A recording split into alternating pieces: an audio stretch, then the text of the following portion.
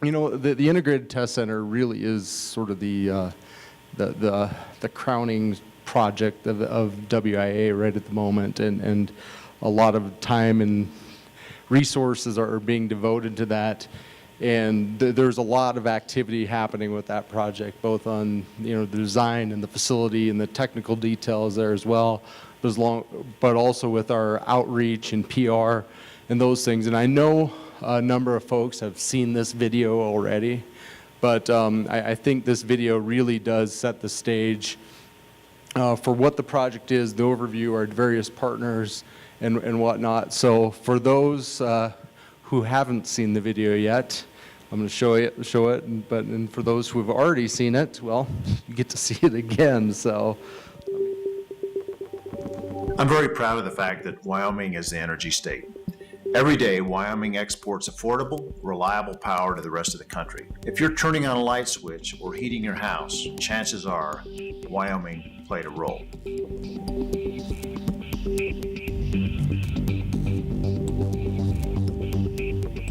The governor said, Paul, we're not going to argue about the science anymore. We've got to do something about this. We are in a carbon-constrained world. We've got to do something. Carbon is an important component of our life every day.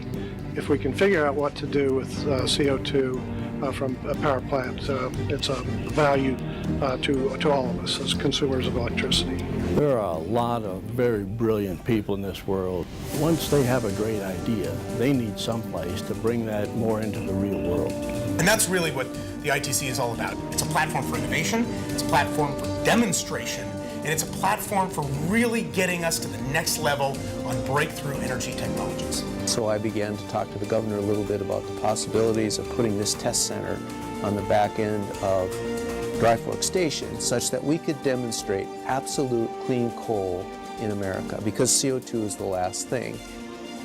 So it's one of the first places in the entire world that you can demonstrate at scale, at the scale of a power plant, real breakthroughs that will allow us to do things like convert carbon dioxide coming out of that power plant into something other than a waste, turning it into cement or liquid fuels or new material, products that we can make money off of. Our first tenants will be teams competing for the NRG COSIA Carbon XPRIZE, a $20 million race that incentivizes real results on a real scale. A test center like the ITC that could host an inducement prize like the XPRIZE Foundation model, we think is a really unique combination. It takes an idea or a concept, it tries it in the real world, runs it through the machinery of industry. This is what that provides, is that leap from idea to project and real working solutions. This facility represents a momentous step for Wyoming. The benefits of the ITC don't stop at Wyoming or even our nation's borders. It helps the international community. The future of energy is happening right here, right now, in Wyoming.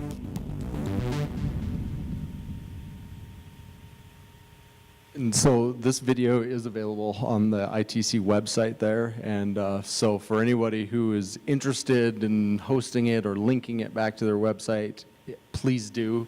Feel free, it's public domain, so, or if you need a copy for something else, just please reach out to me and we're happy to get that. And just a little bit, today, what I wanted to do is provide an update on the ITC project, but I feel it's really important to sort of tell the whole story when you're doing this. And so instead of jumping in and giving the just sort of the snippet of where we are today, I kind of need to backtrack a little bit and sort of tell the whole story. I know a lot of different individuals have heard this presentation in various forms and whatnot, so I'm not going to dwell a lot on what we're doing and why we're doing it, but certainly we need to give sort of the update. I guess I kind of wanted to talk a little bit about kind of the who we are, the why, the how, the what, sort of those basic questions. And clearly everybody knows who the Infrastructure Authority is and what we're doing, why we're doing it, sort of our mission and agenda. But this project is pretty unique because in the fact that WIA is operating it, and it's a big part of what we're doing in our mission moving forward. You know, kind of all of our project partners, you know, we certainly couldn't do this without the private-public partnership, and every opportunity that we get, we need to thank those companies that have stepped up. You know, clearly we've got the state of Wyoming, who has been a financial partner in this, but certainly Basin Electric, and we've got John and Dennis here with Basin Electric, but they've been an invaluable partner in this, you know, not only providing sort of in-kind services, engineering, oversight, those sort of things, but actually providing a place. You know, it's pretty rare that somebody's going to step up and provide their billion-dollar-plus power plant to do things like this. So it really speaks volumes to their commitment to sort of the technology solution. Let's go back to that last slide. Also, Tri-State is a major partner of that, stepping forward with, you know, not only the $5 million private match, but technical expertise on our technical review team, the National Rural Electric Cooperatives with their contribution, the XPRIZE Foundation as the first tenant, and then again WIA as the managing entity.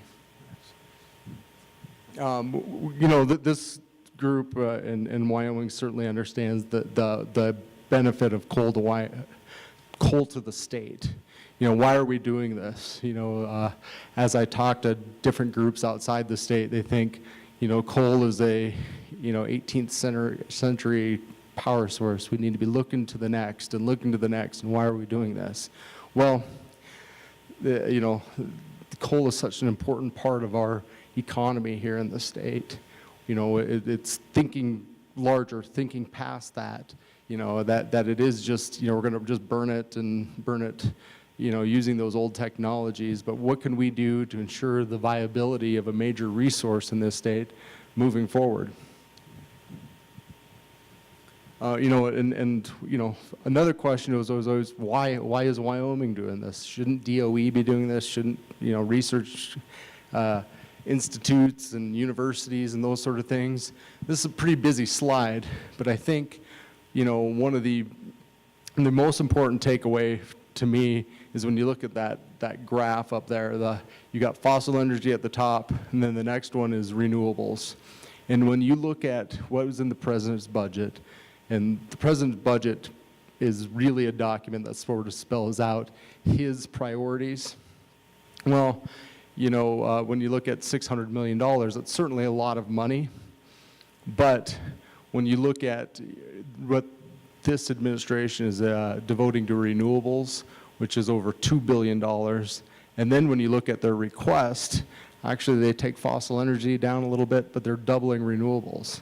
So clearly, you know, we realize and recognize the need for additional R&D investment, but the federal government simply is not incentivizing and prioritizing that. So as the state, it's our obligation to step up because no one else is going to do it. You know, what are our goals here? As I mentioned, you know, coal is a really important part of the state's economy, but how do we keep that viable moving forward, but yet addressing greater societal concerns over carbon? You know, whether you're an ardent believer that climate change is the #1 issue facing mankind, well, great. This project is trying to remove CO2 from the atmosphere, and you should wholeheartedly support it. And if you're on the other side where you don't believe climate change is all it's cracked up to be, well, great. If we're able to take that CO2 and in an economical manner create an additional revenue stream, that's just good business. You know, and are we taking that liability, which is CO2, and turning that into an asset? And kind of the last thing, and it really kind of speaks to or feeds off of what Kip had talked about, is Wyoming has long been a leader on these energy solutions.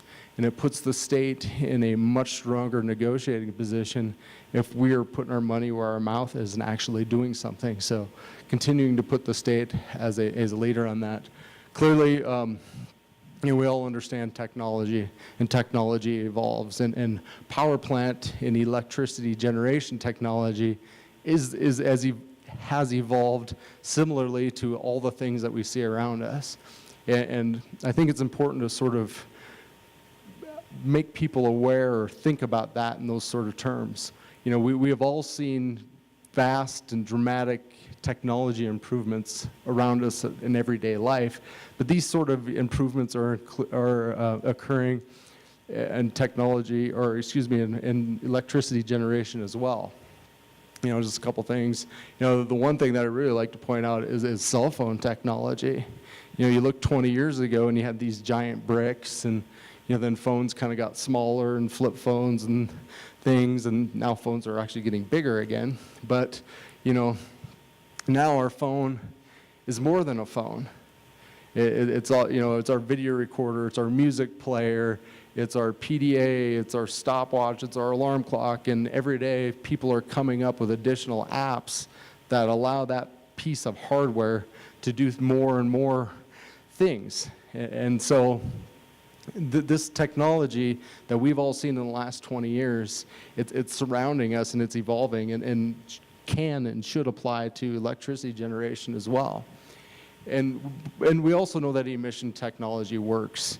We've got a great track record in looking at those regulated pollutants, you know, from early 1970s when the Clean Air Act first went into effect. We've seen dramatic reductions in NOx and SOx and particulates. And while I'm not from the power plant side of things, you know, those who have been very involved with sort of the evolution of these technologies, when they look at this graph, they can see, well, okay, in 1975, particulate went, you know, was down this trajectory, and then it took another deep dive with a new technology that came on board. So it's proven. We're not, you know, we're not trying to do something that hasn't been done before, and there's a great track record here. So this brings us to the test center. 2.5 years ago, the legislature appropriated it. We pulled together, and this was before my time, but a working group to work through a lot of the concepts and ideas and see if it was a viable product or viable project. And you know, along that line, there were a couple criteria that need to be met. You know, we needed private cost share money, we needed to find a site, we needed to have a tenant, and so various project our partners stepped up throughout the project, and we met those criteria. And it was last August where the governor officially gave the go-ahead, and at that point MOUs were signed with the University of Wyoming, Tri-State, XPRIZE, NRECA, and just last, actually I guess it was August, finally the host agreement with Basin Electric was finalized. And one of the questions I get a lot is, what does the ITC do? And so now we're going to get kind of into the actual meat of the project itself. I guess in a nutshell, the ITC is a flue gas delivery system. It's not a laboratory. We're not building a big shiny new building on the site, you know, because there are great facilities that already exist. So what we're trying to do is divert approximately 20 megawatts worth of flue gas from this power plant into research bays, and it'll be delivered through the flue gas delivery network to these research bays where that flue gas can be used to prove up, research, develop these technologies. So at a scale that they cannot do at other places. So for example, at the University of Wyoming, great research facilities, but they're doing it actually in a laboratory with synthetic simulated flue gas and very small sort of kilowatt hour or kilowatt size tests. And so at the ITC, what we'll be able to do is provide megawatt plus, you know, all the way upwards. I mean, I guess there's 20 megawatts worth of flue gas that will be available. And so it's conceivable that at some point a project could say, hey, we want to run at a 20 megawatt size. So actually it'd be about 18 for that large scale, but they can come in and do something at a larger size that they cannot do anywhere else in the United States. Even the National Carbon Capture Center, their maximum project size that they can do is about a megawatt, megawatt and a half. So being able to do 10, 15, 18 megawatts is something that will be very unique to the ITC.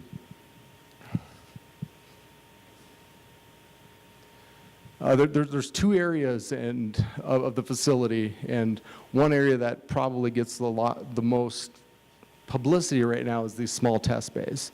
And so directly east of the plant is 5 test bays, and you can kind of see off to the right of what it looked like last winter with snow on the ground. Looks pretty similar today, just no snow. But this is where the XPRIZE competition will take place. And these small test bays will receive about a quarter of a megawatt. Is that right, Dennis? 0.2 megawatts, Dennis and John? 0.4 megawatts worth of flue gas in each of those 5 test bays to run the final round of the XPRIZE competition. And just a little bit more background on that is it's the $20 million energy COSIA XPRIZE, and the goal is to take CO2 flue gas from fossil energy sources, natural gas and coal, and effectively capture that CO2 from that flue gas and then convert it into a marketable product. And so there's 2 tracks. There's the natural gas track and there's the coal track. And for each track, there's 3 rounds. In July this last year, so 3 months ago, was the deadline for people to submit their applications and their paper abstracts and summaries of their projects.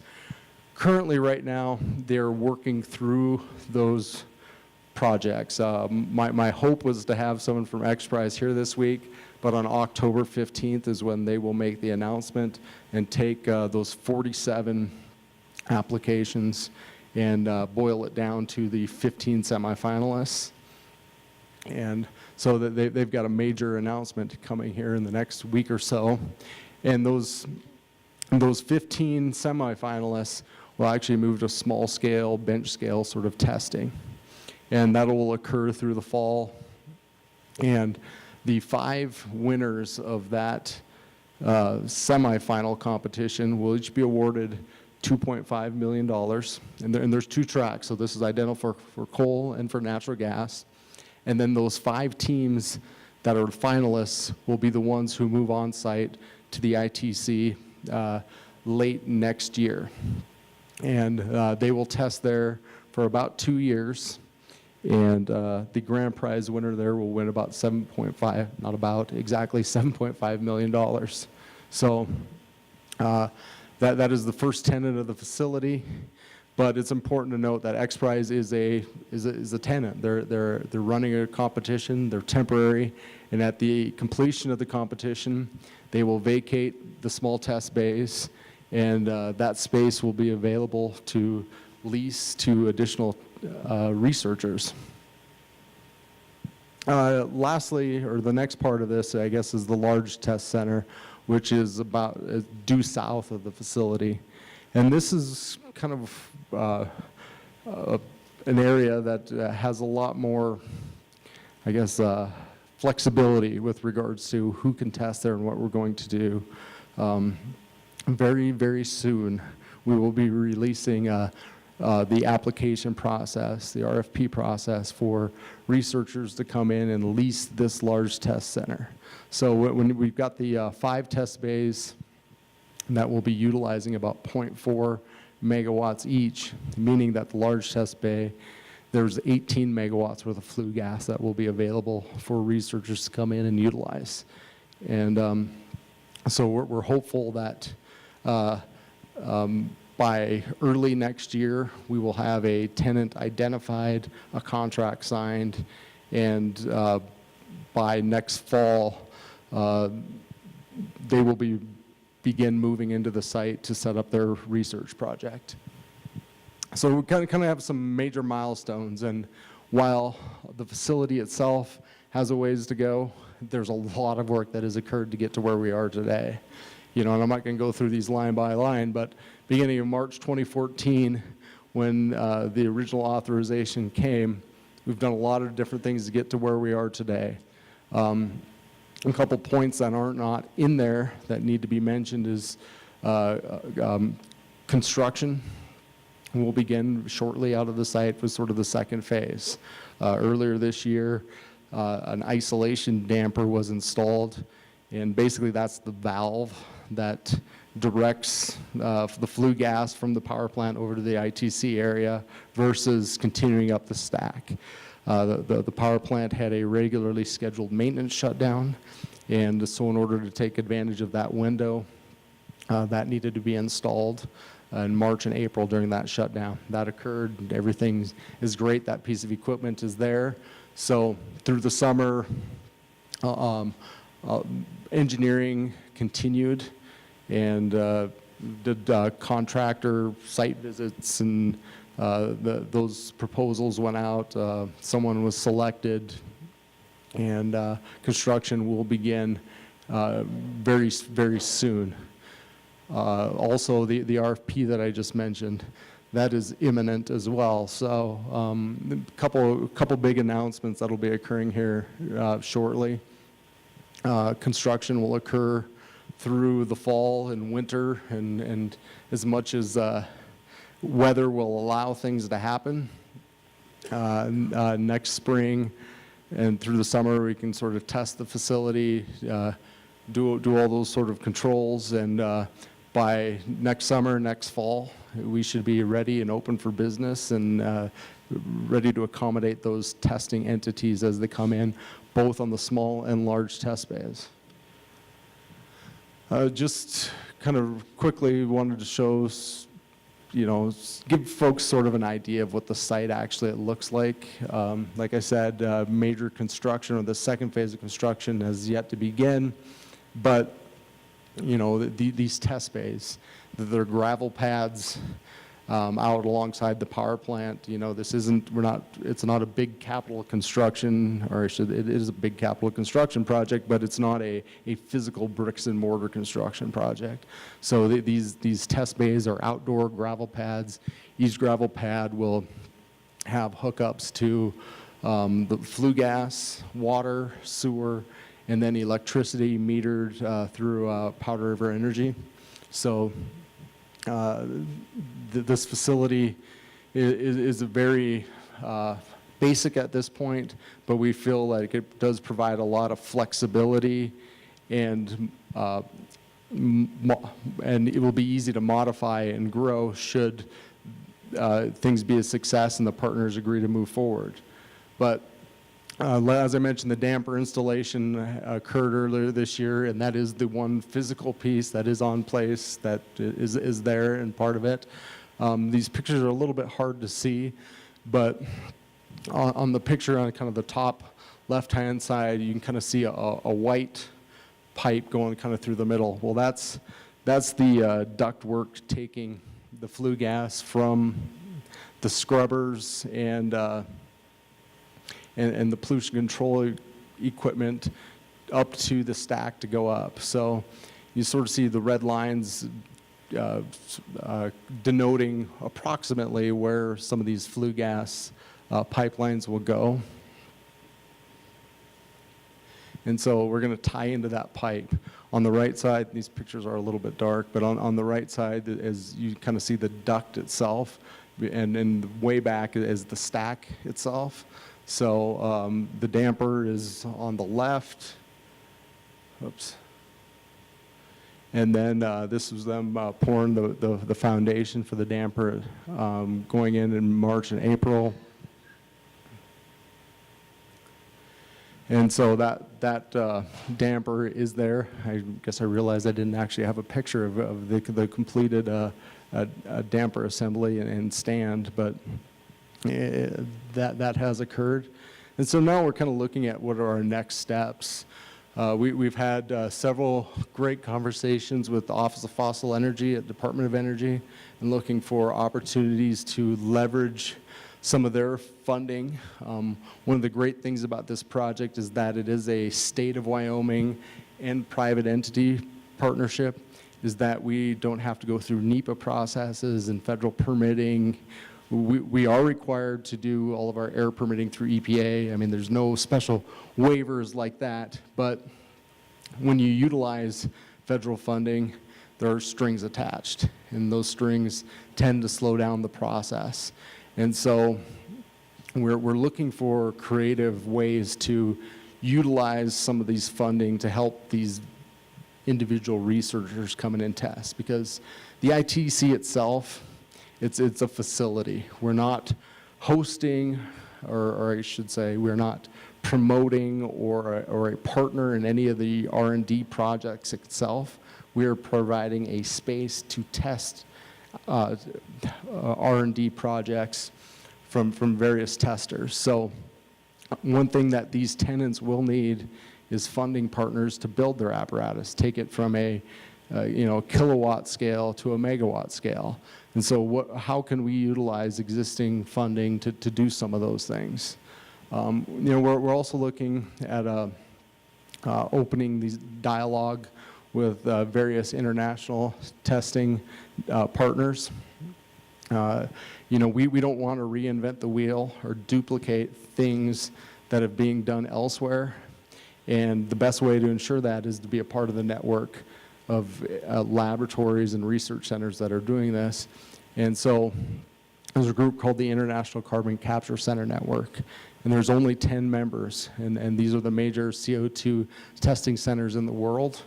The ITC was extended an invitation to join earlier this year, and in November, the state will make the pitch to the managing committee. And if all goes well, and it looks like it will, we will be a part of that International Carbon Capture Center network, and we will be the 11th member. So we won't go through the list, but the other members are Norway and Germany and Canada. The only other U.S. member is the National Carbon Capture Center in Alabama. And other opportunities moving forward is looking with the World Coal Association. They've done a lot of great work with projected coal use and CO2 utilization and those sort of things. So can we develop an MOU with them to sort of continue that technology share?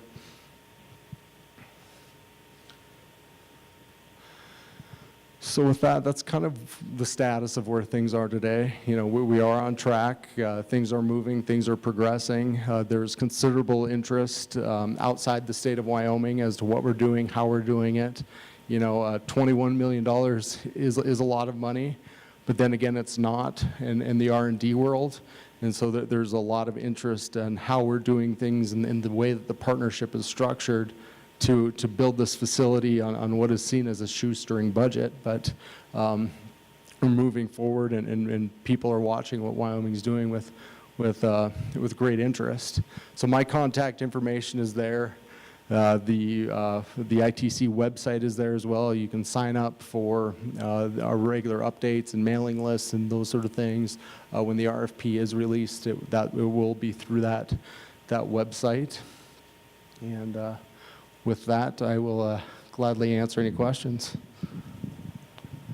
Jason, not so much a question, but sort of a comment, and maybe some dialogue could ensue from it. But one of the things that's, besides just building the integrated test center and also having the competition come in, one of the things that we need to be doing as a state, and also Gillette and Campbell County need to be doing as a community, is preparing for the competition and trying to do what we can to leverage the benefit that comes with the competition, whether it's education, it's also economics. And so being able to put together information for the potential competitors so they know what's available in Gillette to support them, and then also being able to really develop our economic development capability. So if there are industries or potential startups that come out of this, that we're well positioned in Wyoming to see what we can do to locate those businesses and those industries here. And so those are some of the things that are happening sort of below the radar screen of the actual construction of the ITC. And I just wanted to cue that up for if you had any comments or follow up on that. Yeah, I mean, that's a great idea, or a great point, because this, you know, the ITC itself is to be sort of an incubator, sort of that spur to hopefully locate a lot of the technologies and the outcome or the successes from the ITC here in the community.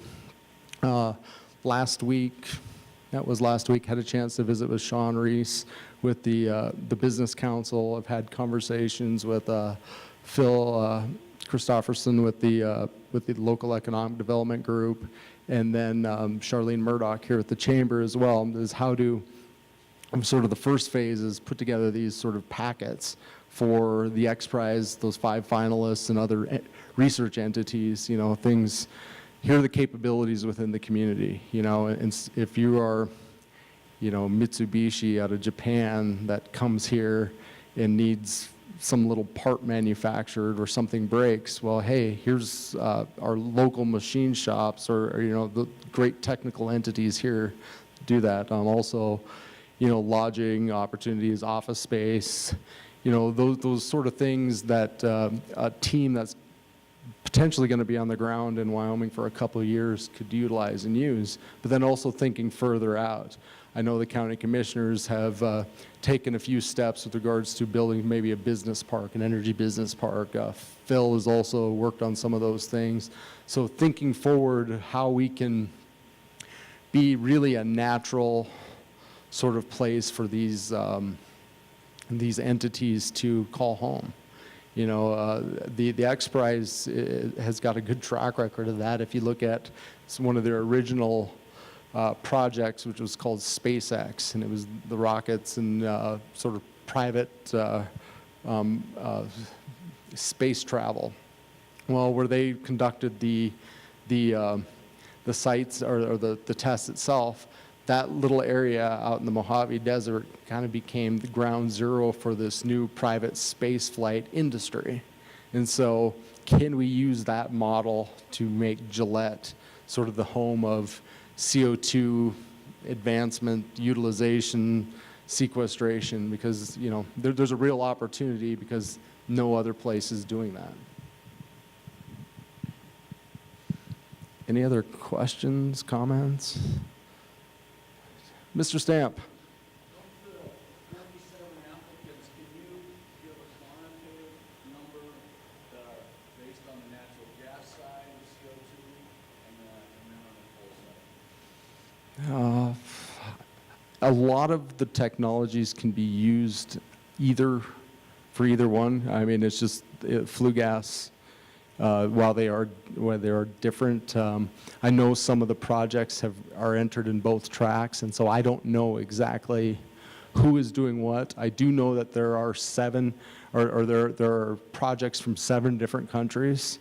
The bulk of them are from the United States, but you know, so it is an international competition. So.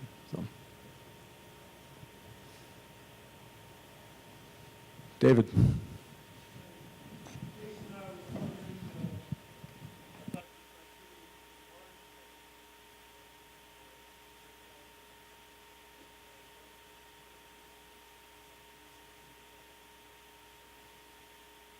Okay, so Dave asked about the criteria for the large test bay. That will be in the RFP, and when that is submitted, all of that information will be available. So, Wendy.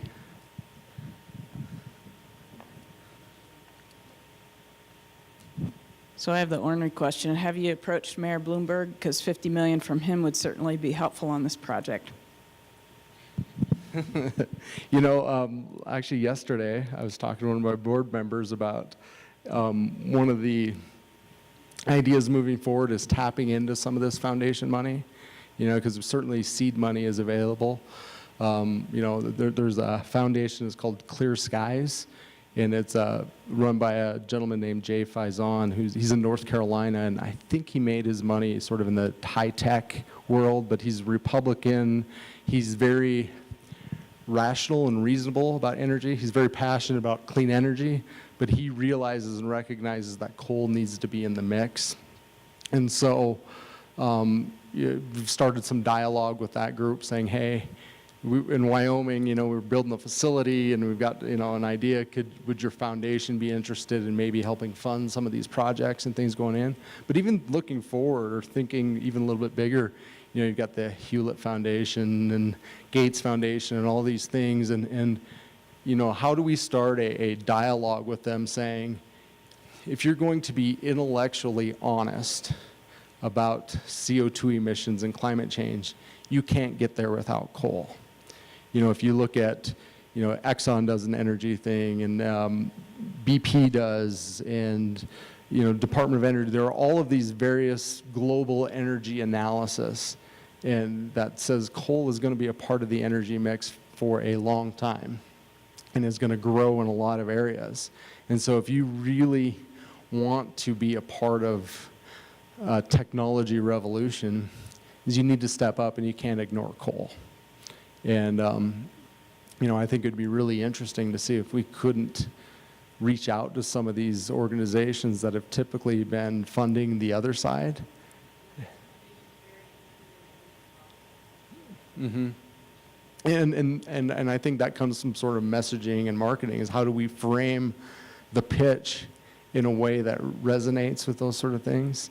The energy poverty thing with Gates, and even some of these larger corporations, who are, Google and Apple, and that are talking, they say they're running off of renewables. Well, last I heard, your server farm probably needs to run 24/7. So you may have renewables in the mix, but there's also some sort of base load, as a part of that. And so if you really want to talk about clean energy and base load power, you can't get there without coal. Anyone else? All right. Well, thank you.